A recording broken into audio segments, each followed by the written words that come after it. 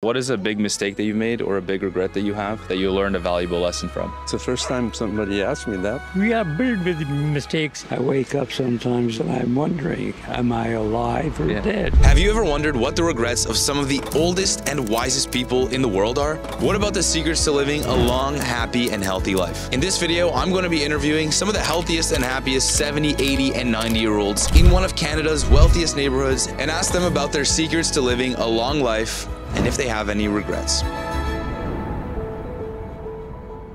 What does it feel like to be your age? Awful. The body, it gets very tired very quickly. It feels rather reckless for the simple reason I wake up sometimes in the morning wondering, am I alive or dead? It feels actually quite good because I think what happens is we're so hard on ourselves and eventually you say, okay, this is who I am. Once I learned that, I was able to forgive myself and not be so critical. What is a big mistake that you made or a big regret that you have that you learned a valuable lesson from? Oh, that's a difficult question. I think I could have been kinder and more accepting of other people. I was not as good a husband as I could have been, this kind of thing, But, I mean, these are the things that everybody goes through. In what sense could you have been kinder to people? More accepting of other people's weaknesses, because you have the same ones. I think a hell of a lot of people sort of feel that as they get older, that I should have been kinder to that person at work or whatever, What does it feel like to be 94 and 98? It's the same as it was 70 years ago. Really? Yeah, no different. How do you think you've been able to get to this age and still be doing everything that you're doing? I have no idea. My mother lived till she was 104. I'm sure that the fact I decided to keep working has played a part in it, We had 4 kids, so that kept us moving, you see. Yeah. And we're still speaking to them. Well, I'm very grateful. I've had a couple of major health issues, but now I'm fine and good friends and an excellent partner. It's helped me to take stock. Well, it's strange. I thought I would feel old, but I still feel like I'm 22, 23. In what sense? Being open to any new things happening, arts, music, things like that. A lot of people are chasing money rather than maybe happiness or something they're more passionate about. Why do you think most people do that? False gods of consumption. And if one focuses on quality partners, friends, family, the rest, it'll come or it won't come. There's a lot of chance in life if you're open to it, but if you're always chasing the next expense, then you'll never be satisfied. Because they don't know any better. Money doesn't make happiness. I mean, it's fine, we've got money, but we use it to buy a loaf of bread. That's it. That's what it's all about. Just enough to survive. And enjoy. I really rarely thought about the money. The money was coming in readily, and I wasn't worried about it. I think it's a feeling of insecurity.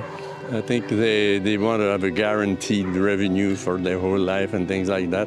And so they chase money and more money. It's a risky option because then you might have piles of money, but then the health is not there, or you sacrifice your family, your love life, or God knows what. So you have to make this decision quite early and stick to them. It's the kind of mindset you might have, looking for security instead of doing what you want to do or what you're dreaming to do.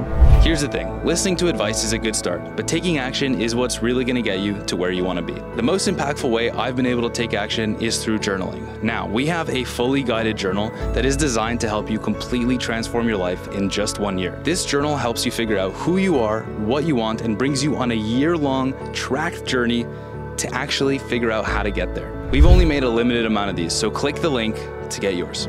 What is one thing that when you were younger, you put a lot of priority on, and when you got older, you realized it wasn't that important? I don't have any time to think about those things. I'm just quite happy with it. But he does waken in the morning and looks over and says, oh, are you still here? In some ways, certain aspects of the social life become less important. Like I don't go to as many movies or concerts or bars as used to. Been there, done that sort of thing. There are things for you when you're young, and there's things for you when you're middle-aged, things for you when you're old, and you just have to accept it. What about the reverse? Maybe what becomes more important the older that we get? Patience, forgiveness, loving people and letting go of things. Just enjoy life. And if there's something that's distasteful, stay away from it. One of the reasons I still work is because when you're amongst the young people, they provide you with energy, and they're not interested in talking about, the condition of their hearts, except in terms of love. It's very enriching to be amongst young people. What is one mistake that you've made or a big regret that you have that you learned a valuable lesson from? We are built with mistakes and good things in life. So I cannot point out only one that I made this mistake. I must have made a lot of mistakes, but I didn't realize. I don't think I have any regrets. I'm sure I could have done things differently, but there were always reasons why I did things. Some were reasons imposed on me, and some were reasons that I made up for myself. Not valuing myself, and self-esteem is very important. And if you start off with low self-esteem, you end up making mistakes that you really regret. So I think I did make a few of those when I was younger. Do you have an example? Well, if there was, I put it out of my mind. I mean, you can't hang on to things that are not positive. Concentrate on being happy.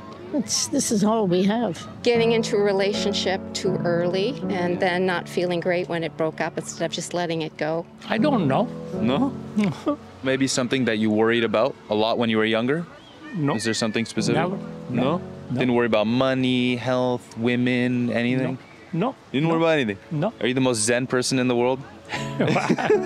Well, I'm happy, whatever I did in my life, and I'm very, very happy. If you could give your younger self a piece of advice, knowing what you know today, what would you tell? Oh, not much. I think I would still do the same thing. Honestly, it's the first time somebody asked me that. No, I would stick to the same thing. I would do the same thing, honestly. I don't regret one bit.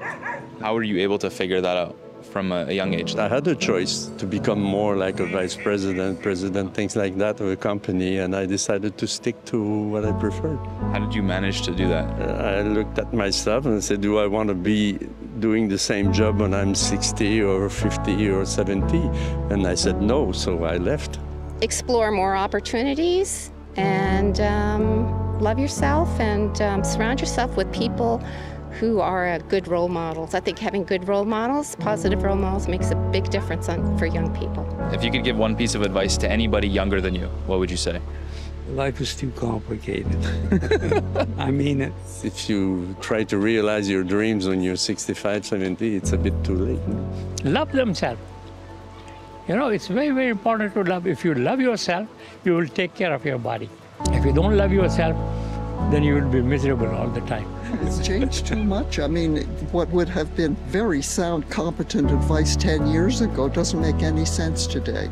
See, these trees have beautiful leaves, they fall, and then again they grow. That is life is. Keep trying a lot of different things. Talk to a lot of people. Open yourself to discussion with everyone, because you never know where it will lead you.